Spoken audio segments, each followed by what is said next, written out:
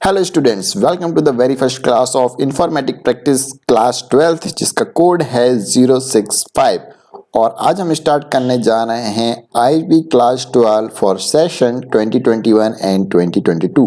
हमारी first class में आज हम डिस्कस करने वाले हैं syllabus of IP class 12th। और इस वीडियो को देखने के बाद आपके 40 मार्क्स पक्के हो जाएंगे, ये मैं श्योर कह सकता हूं, क्योंकि इसमें मैं आपको डिस्कस करके बताऊंगा कि कौन सी जो भी हमारी टर्म्स हैं, कौन सी टर्म्स का क्या मीनिंग होता है, हम क्या क्या पढ़ने वाले हैं, वह सारी चीज़ हम इस वीडियो में देखने वाले हैं। और साथ में ये भी देखेंगे कि कौन सी यूनिट्स कितने मार्क्स की होंगी, तो हमें किस यूनिट पे ज़्यादा फोकस करना है हमारे इस सेशन में।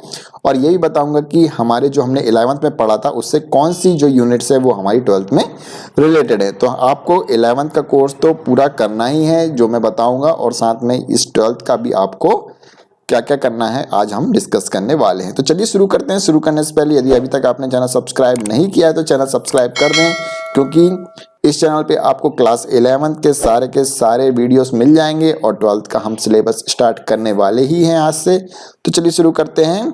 सबसे पहले तो हमारे को इस साल पढ़ना है 4 यूनिट्स, ठीक है, जिसके नाम है data handling using pandas and data visualisation. दूसरी यूनिट हमको मिलेगी database query using SQL. और तीसरी हम पढ़ेंगे इंट्रोडक्शन टू कंप्यूटर नेटवर्क। और चौथी हम पढ़ने वाले हैं सोसाइटल इम्पैक्ट्स, ठीक है। अब चलिए थोड़ा इनके बारे में पता कर लेते हैं कि जो हमारी फर्स्ट यूनिट रहेगी, हमारा जो मेन एग्जाम रहेगा वो रहेगी 30 मार्क की, यानी कि इससे 30 मार्क्स के क्वेश्चन हमारे एग्जाम में आएंगे। इसके बाद जो हमारी सेकेंड यूनिट है इसके 25 मार्क्स रहेंगे, जो कि हमारी एसक्यूएल वाली है।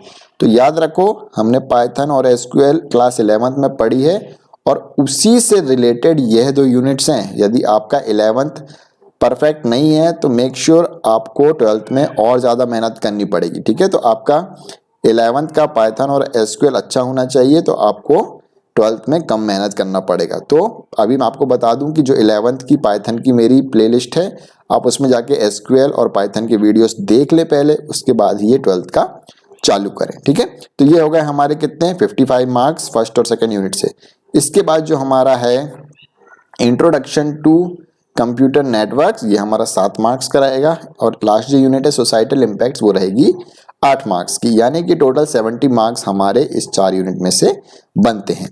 इसके अलावा जो हमारा प्रैक्टिकल्स रहेगा, सबको मालूम है 30 मार्क्स का प्रैक्टिकल होता है, और जो टोटल हमारे मार्क्स आएंगे वो रहेंगे 100 के, ठीक है। तो ये तो हमारा हो गया बेसिक्स, ठीक है। तो चलिए शुरू करते हैं कि आखिर फर्स्ट यूनिट में हमें क्या क्या पढ़ना है। हम थोड़ा नीचे जाते हैं तो हम यूनिट वाइज थोड़ा डीप एनालिसिस कर लेते हैं। तो फर्स्ट है हमारा डेटा हैंडलिंग यूजिंग पांडास, ठीक है। अब बताता हूं डेटा हैंडलिंग हमने कौन सा पढ़ रखा है। हमने पढ़ रखा है डेटा हैंडलिंग यूजिंग नमपाई, ठीक है। 11th क्लास में हमने नमपाई पढ़ा था, जिसमें हम क्या करते थे, एरे का यूज करके, और क्या बोलते थे, हम एक लिस्ट को पास करके या डिक्शनरी को पास करके क्या बनाते थे, एक नमपाई एरे बनाते थे। वो भी 1D होता था, 2D होता था, ND होता था, ठीक है। उस तरीके से मतलब कि एक नमपाई क्या था, हमारे पास डेटा स्ट्रक्चर था, मतलब जिसकी हेल्प से हम डेटा को क्या कर सकते थे, स्टोर कर पाते थे। और उसके ऊपर डिफरेंट ऑपरेशन हमने करे थे, स्लाइसिंग वगैरह करा था, ठीक है, और भी वेरियस ऑपरेशन परफॉर्म करे थे। तो सेम उसी प्रकार की एक लाइब्रेरी हमको क्लास 12th में पढ़ना है, वह हमारी पांडास, ठीक है। पांडास में भी हम 2 तरीके के डेटा स्ट्रक्चर पढ़ेंगे, जिसमें हम पढ़ेंगे सीरीज और हम पढ़ेंगे डेटा फ्रेम, ठीक है। बिल्कुल घबराने की बात नहीं है, सीरीज और डेटा फ्रेम सिर्फ नाम में ही बड़े दिखते हैं। सेम ये उसी तरीके से जिस तरीके से हमने पढ़ रखे हैं ना, क्या बोलते हैं, डिक्शनरी पढ़ रखा है, लिस्ट पढ़ रखा है, ठीक है, सेट पढ़ रखे हैं, वैसा ही का वैसे ही। और एक नई चीज आ गई है जिसकी हेल्प से हम क्या कर सकते हैं, डेटा को अच्छी तरीके से जमा के स्टोर कर सकते हैं एक ऑर्गेनाइज्ड वे में, और हम उनके ऊपर डिफरेंट ऑपरेशन परफॉर्म करके देखेंगे हमारी फर्स्ट यूनिट में, जो कि है डेटा हैंडलिंग यूजिंग पांडास, ठीक है। जैसे नमपाई एक लाइब्रेरी है, वैसे ही पांडास भी एक लाइब्रेरी है, उसके बारे में हम इस यूनिट में पढ़ने वाले हैं, ठीक है। तो डेटा स्ट्रक्चर इन पांडास, उसके अंतर्गत हम सीरीज एंड डेटा फ्रेम पढ़ेंगे। क्रिएशन ऑफ सीरीज की सीरीज कैसे बनाते हैं, किससे, एनडी अरे से, एन डायमेंशनल अरे से कैसे सीरीज बनाएंगे, डिक्शनरी से कैसे बनाएंगे, स्केलर वैल्यू से कैसे बनाएंगे, मैथमेटिकल ऑपरेशन का यूज करके कैसे बनाएंगे, सीरीज एट्रीब्यूट्स क्या होते हैं, हेड एंड टेल फंक्शन क्या होते हैं, सिलेक्शन, इंडेक्सिंग और स्लाइसिंग, ठीक है। तो इनमें से कुछ वर्ड्स आपको ऑलरेडी सुने से लग रहे होंगे, जैसे कि डिक्शनरी, एनडी अरे, तो इसका मतलब क्या हुआ कि आपको डिक्शनरी पता होना चाहिए। डिक्शनरी कैसे बनाते हैं, एनडी अरे क्या होता है, ठीक है। इंडेक्सिंग स्लाइसिंग भी आपको समझ में आ ही रहा होगा कि इंडेक्सिंग क्या होता है, स्लाइसिंग क्या होता है, ठीक है। मैंने ऑलरेडी बता रखा है। हम क्या करते थे, जो एरे रहता था उसको क्या करते थे, काटते थे। जो मैट्रिक्स टाइप का जो रहता था, रोज कॉलम रहते थे, उनको काटने को ही क्या बोला जाता था, स्लाइसिंग, ठीक है। तो सेम हम सीरीज में भी ऐसा ही करने वाले हैं। सेम डेटा फ्रेम होता है, ठीक है। Data frame, creation of data frame from dictionary, dictionary से डेटा फ्रेम बनाना सीखेंगे।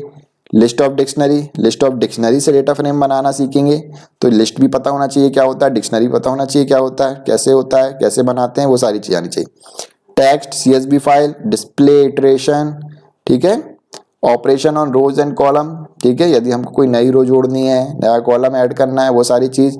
सिलेक्ट, डिलीट, जोड़ना हटाना, हेड एंड टेल फंक्शन इसके भी पढ़ेंगे, इंडेक्सिंग इसमें ही पढ़ेंगे, लेवल्स लगाना। तो वह सारी चीज़ हम किसके बारे में पढ़ेंगे, सीरीज और डेटा फ्रेम, ठीक है। ये कुछ भी नहीं है, ये सिर्फ एक डेटा स्ट्रक्चर है जिनकी हेल्प से हम क्या कर सकते हैं, डेटा को स्टोर कर सकते हैं और उनके ऊपर डिफरेंट ऑपरेशन परफॉर्म कर सकते हैं हमारे एनालिसिस के लिए, ठीक है। तो ये हमारा पार्ट है। इसी में और आगे भी हम पढ़ेंगे, जिसमें हम पढ़ेंगे डेटा हैंडलिंग यूजिंग पांडास का सेकेंड पार्ट, जिसमें हम पढ़ेंगे डिस्क्रिप्टिव स्टैटिस्टिक। हमने स्टैटिस्टिक फंक्शन पढ़े हैं नंपाई में भी, तो मैक्स कैसे निकलता है, मिन कैसे निकलता है, काउंट कैसे निकलेगा, sum, median, mode, quartile, standard deviation, variance, ये सारी चीज भी हम इसके बारे में पढ़ने वाले हैं, ठीक है। सेम एज इट इज रहेगा जैसा हमने प्रीवियसली ऑलरेडी पढ़ रखा है। कुछ फंक्शंस का यूज करके हम मैक्स, मिन, काउंट निकालेंगे।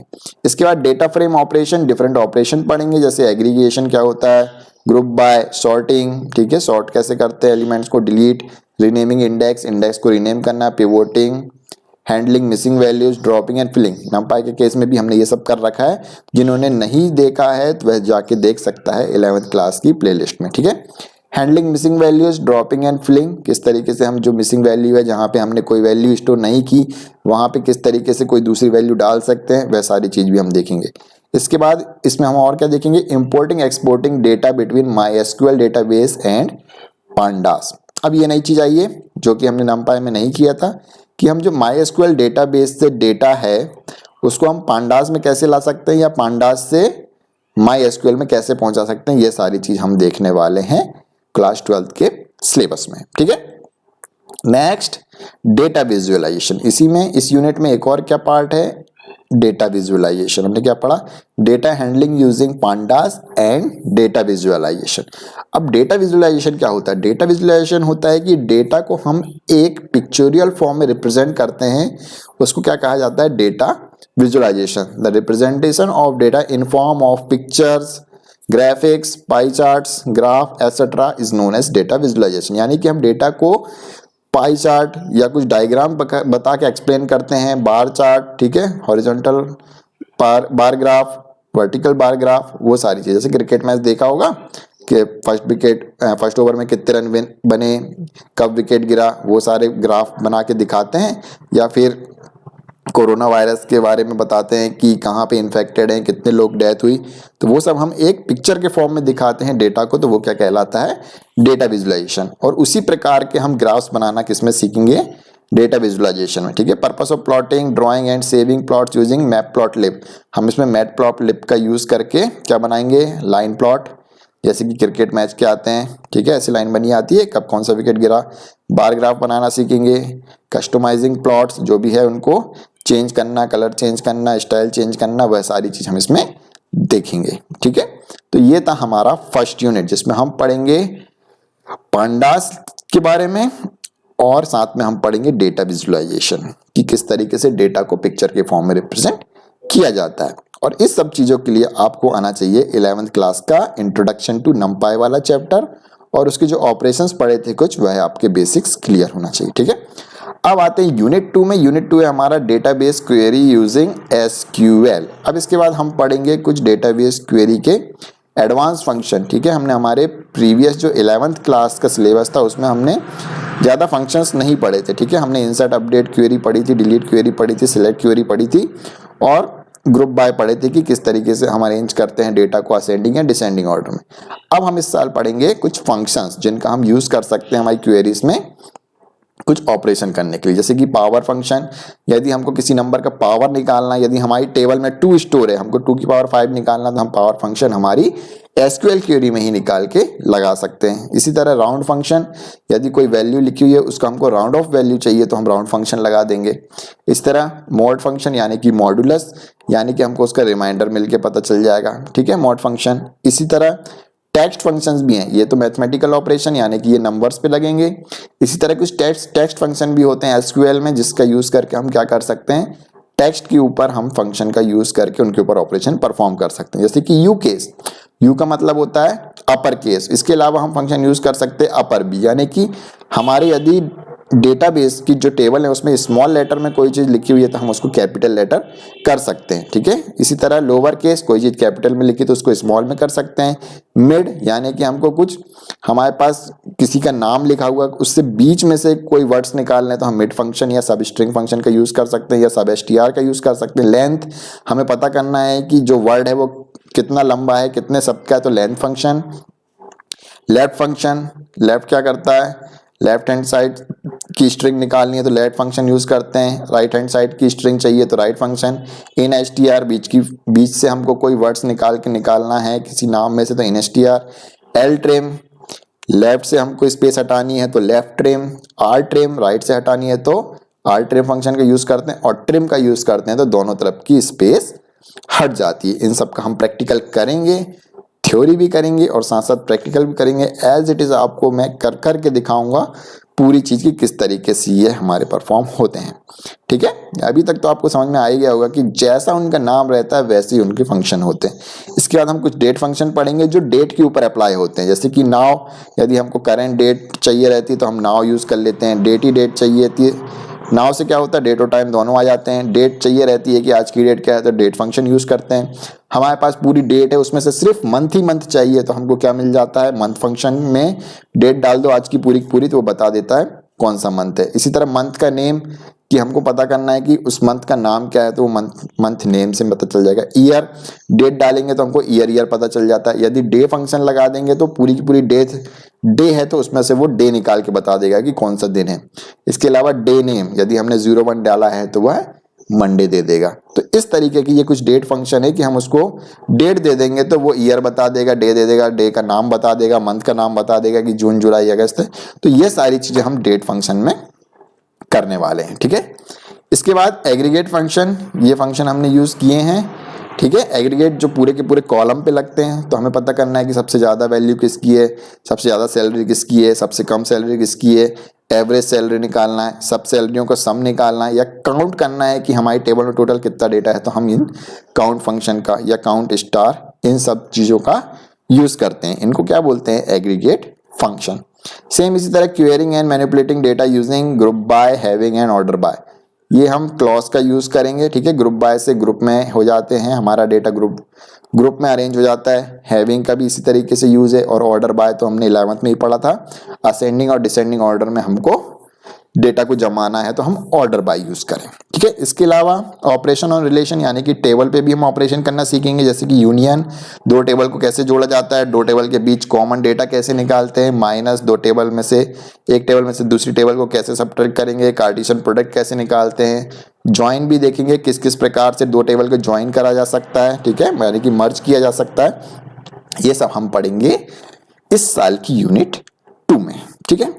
इसके बाद हमारी यूनिट आती है यूनिट 3, जो कि इंट्रोडक्शन टू कंप्यूटर नेटवर्क, जिसमें हम देखेंगे कि इंटरनेट क्या होता है, नेटवर्क कैसे बनाते हैं, कितने प्रकार के नेटवर्क होते हैं और उन नेटवर्क में कौन कौन से डिवाइसेस यूज होते हैं, और उन डिवाइसेस के बारे में भी पढ़ेंगे कि कौन सा डिवाइसेस किस काम में आता है। इसके अलावा टोपोलॉजीज पढ़ेंगे, ठीक है। मैंने बताया नहीं, लैन मैन ऑलरेडी पढ़ रखा है, आपने बचपन से पढ़ते आ रहे हैं। लैन सबसे छोटा नेटवर्क होता है, घर में यूज होता है। मैन जो पूरी सिटी में होता है वो मेट्रोपॉलिटन एरिया नेटवर्क होता है। और वैन जो पूरी दुनिया में चल रहा है, जिसे हम इंटरनेट भी बोलते हैं। और नेटवर्क क्या होता है, जब हम दो या दो से ज्यादा कंप्यूटर को आपस में कनेक्ट कर देते हैं तो वो क्या बन जाता है, कंप्यूटर नेटवर्क। इसी के बारे में हमको यूनिट 3 में पढ़ना है।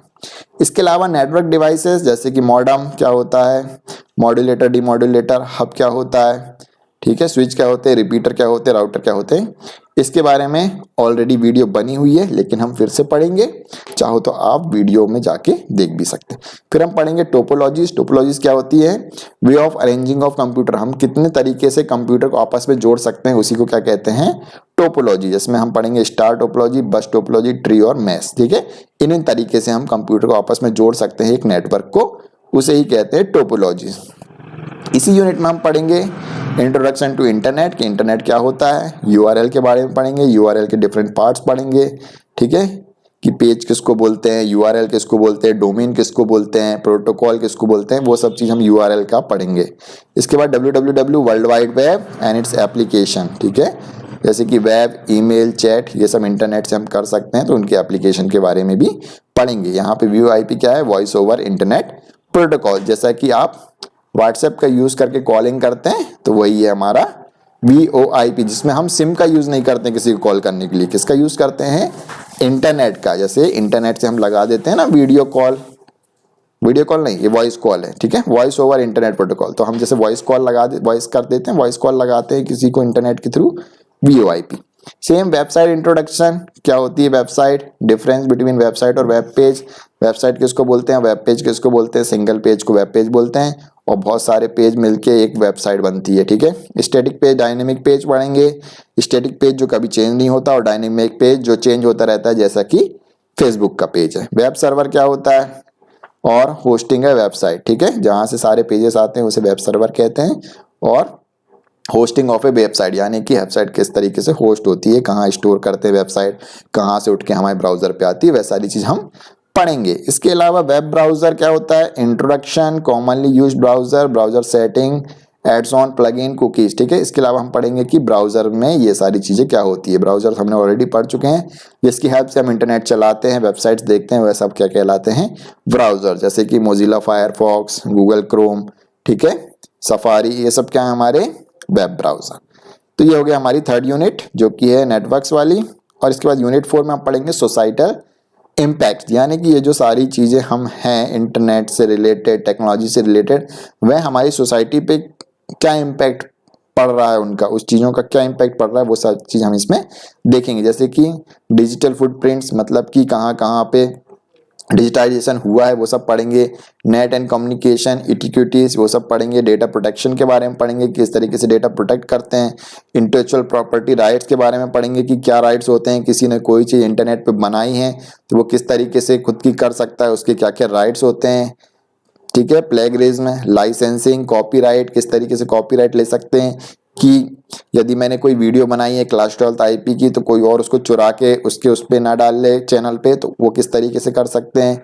Free and open source software के बारे में पढ़ेंगे, क्या होते हैं। ठीक है, साइबर क्राइम क्या होते हैं, साइबर लॉ क्या होते हैं। ठीक है, साइबर क्राइम किसको बोलते हैं, कि कोई किसी का डेटा चुरा लेता है, कोई किसी को कमेंट में गाली दे देता है, वो सब साइबर क्राइम में आते हैं। और उनसे निपटने के लिए कुछ लॉस बने हुए हैं, उनको बोलते हैं साइबर लॉस, कहाँ जाके हम कंप्लेंट कर सकते हैं।